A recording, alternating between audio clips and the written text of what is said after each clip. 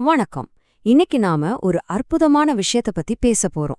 நம்ம மனசு, நம்மளோட மெய்ப்பொருள் இது ரெண்டுக்கும் இருக்கிற தொடர்பை பத்தி ஒரு பழமையான ஞானம் என்ன சொல்லுதுன்னு பார்க்கலாம்.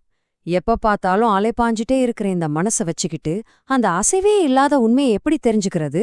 வாங்க இதுக்குள்ள கொஞ்சம் ஆழமா போய் பாருங்க, நாம தேடப் போற ஞானத்தோட ஆரம்பமே இந்த ஒரு ஆழமான கேள்விதான். அசையா பொருளே எப்ப பார்த்தாலும் அசைஞ்சுகிட்டே இருக்கிற இந்த மனசால உன்னை நான் எப்படி தெரிஞ்சுக்கிறது? யோசிச்சு பாருங்க. இது நம்ம எல்லாருக்குமே இருக்கிற ஒரு பெரிய கேள்வி இல்லையா? ஒரு நிமிஷம் கூட சும்மா இல்லாம ஓடிட்டே இருக்கிற இந்த மனசை வச்சுக்கிட்டு அந்த அமைதியான உண்மையை எப்படி உணர்றது? சரி, இவ்ளோ பெரிய கேள்விக்கு பதில் எங்க இருக்கு? ரொம்ப ஆச்சரியமா, அது ஒரு ரொம்ப அழகான ஏழ்மையான உவமையில இருக்கு. சந்திரனையும் அசைவே இல்லாத தண்ணீரையும் வச்சு நம்ம மனசோட செயல்பாட்ட ரொம்ப அழகா புரிஞ்சுக்க முடியும். வாங்க எப்படின்னு பார்க்கலாம். இப்போ ஒரு நிமிஷம் கண்ணை மூடி கற்பனை பண்ணி பாருங்களேன். ஒரு குளம் இருக்கு, அதுல தண்ணி கொஞ்சம் கூட அசையாம கண்ணாடி மாதிரி அப்படியே நிக்குது. ராத்திரி நேரம், வானத்துல முழு நிலவு, அதோட பிம்பம் அந்த தண்ணில அப்படியே அச்சசலா பளிர்னு தெரியுது. ஒரு சின்ன கோடு கூட மாறாம அப்படியே ஒரு முழுமையான பிரதிபலிப்பு. சரி, இப்போ அதே குளத்துல ஒரு சின்ன காத்தடிக்குதுன்னு வச்சுப்போம். லேசா அலைகள் வர ஆரம்பிக்குது. என்ன ஆகும்? கொஞ்ச நேரத்துக்கு முன்னாடி அவ்ளோ தெளிவா தெரிஞ்ச அந்த நிலாவோட பிம்பம் இப்போ துண்டு துண்டா செதறி போகுது. உடைஞ்சு உருக்குலைஞ்சு எங்க இருக்குன்னே சரியா சொல்ல முடியல. ஆனா ஒண்ணு கவனிச்சிங்களா? வானத்துல நிலா அப்படியே தான் இருக்கு. பிரச்சனை தண்ணீல தான்.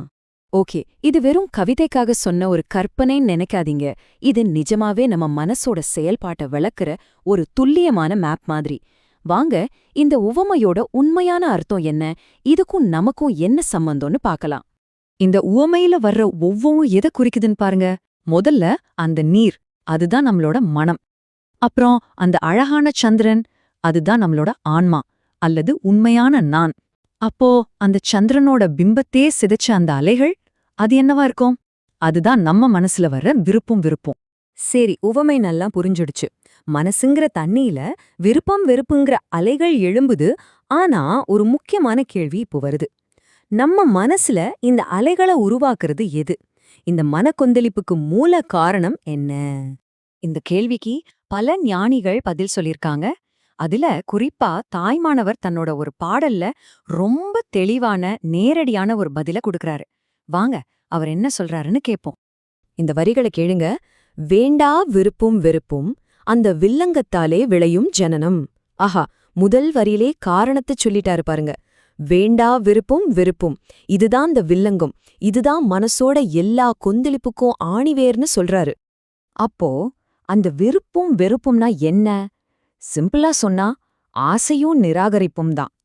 நம்மகிட்ட இல்லாத ஒண்ணு வேணும்னு துடிக்கிறது, நம்மகிட்ட இருக்கிற ஒண்ணு வேண்டான்னு தள்ளுறது. இது வேணும் அது வேண்டான்னு நம்ம மனசு ஓயாம அலைபாயுது பாருங்க. அந்த அலைபாய்தல் தான் நம்ம மனக்குள்ளத்துல அலைகளை உருவாக்குது. இந்த ரெண்டு சக்திகள் தான் நம்ம மனசோட இயல்பான அமைதியை கெடுக்குது. சரி, இவ்ளோ நேரம் நாம பார்த்த விஷயங்கள்ல இருந்து நாம எடுத்துக்க வேண்டிய முக்கியமான பாடம் என்ன? வாங்க அத சுருக்கமா பார்க்கலாம். இதுதாங்க விஷயம். நிசப்தம் தான் தெளிவுக்கான திறவுகோல். நம்ம மனசு எப்போ அசைவில்லாம அமைதியா இருக்கோ அப்போ மட்டும்தான் நம்மளோட உண்மையான சுயரூபத்தை, அந்த மெய்ப்பொருளை தெளிவா உணர முடியும். எப்படி அலையில்லாத தண்ணீர்ல நிலா தெளிவா தெரியுதோ அதே மாதிரிதான் அமைதியான மனசுல தான் உண்மை பிரதிபலிக்கும். இந்த உரையாடலை முடிக்கிறதுக்கு முன்னாடி ஒரே ஒரு கேள்வியை உங்ககிட்டயே விட்டுட்டு போறேன். இந்த பழமையான ஞானத்தை உங்க வாழ்க்கையோட பொருத்தி பாருங்க. இன்னைக்கு இந்த நிமிஷம் உங்க மனசுல என்னென்ன அலைகள் எழுந்துட்டு இருக்கு? எந்தெந்த விருப்பங்கள், எந்தெந்த வெறுப்புகள் உங்க மன அமைதியை குலைச்சிட்டு இருக்கு? கொஞ்சம் யோசிச்சு பாருங்க.